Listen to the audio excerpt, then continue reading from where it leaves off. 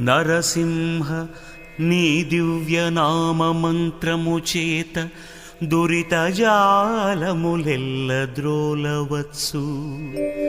నరసింహ నీ దివ్యనామ మంత్రము చేత బలుపైన రోగముల్ బాపవచ్చు.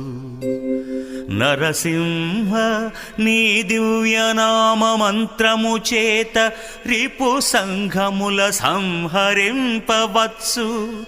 నరసింహ నీ దివ్యనామ మంత్రము చేత దండహస్తుని బంట తరుమవచ్చు.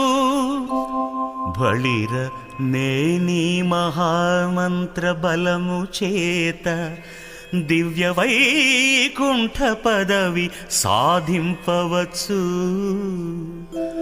భూషణ వికాస శ్రీధర్మపుర నివాస దుష్ట సంహార నరసింహ దురిత దూరా.